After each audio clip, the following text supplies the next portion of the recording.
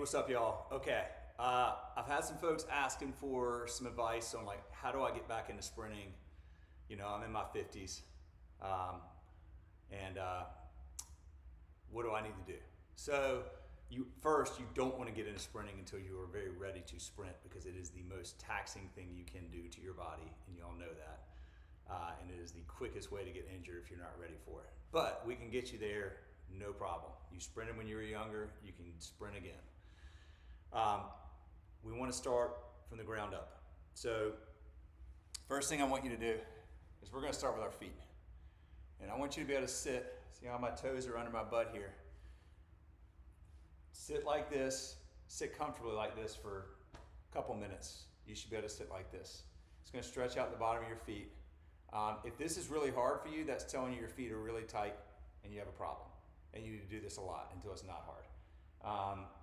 Lean back if you want, like just really get the bottom of those feet. Now, once you've done this for 30 seconds or a minute, if you're feeling like, okay, no problem, that's not a big deal, then put your feet like this and then sit right back on your heels. So I am sitting directly on my heels right now. You may feel the top of your feet and where your ankle, your foot, your ankle, and your shin all connect. You may feel that to be really tight. That tends to be the case for me. If I'm not doing these on a regular basis, which I have not been recently, I did them yesterday and it was a good reminder to me that I need to be doing these more often because that's really tight. So I might sit here today on Sunday and watch football or whatever and just sit like this for a while. But you need to get to where you can sit like this comfortably for a long time. If you can't, don't do anything else for now. Just let's work your feet. We're gonna go ground up. The other thing I would say about feet is we're always trying to make our feet comfortable with comfortable shoes and all this kind of stuff. I go barefoot every time I can. Like walk around your house barefoot.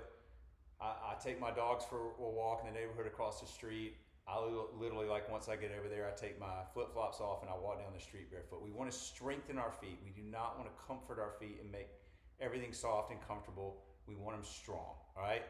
Sprinting, you need strong feet. You get strong feet by walking barefoot and not by wearing cloud shoes everywhere. So we got that. The next thing we want to do, and my screen went blank or black, so hold on. Okay, so I am still recording. That's our feet, and then we want to do tib raises. These are the first two things that I want you working on. Tib raises. This is your tibialis right here, and these get underworked, and they need to be strong for sprinting. I want you to stick your butt against the wall, and do not put your back against the wall. Oops. Don't put your back against the wall, just your butt. Put your feet out and pull them up, hold for a second, back down. Do 30 of these and see how you're doing. And do 2 or 3 sets of 30, 2 or 3 days a week. The closer you are to the wall, the easier it is. The further you are, the harder these are. So you want to get where you can kind of see what angle I'm at. You want to get to where you can do 30 of these. And that's going to build your tibialis. So walk around barefoot, do the feet stuff, build those tibs. We're starting there. All right, we're going to start slowly. If you want to get into sprinting again, we got to get everything strong from the ground up. That's lesson 1. All right, see ya.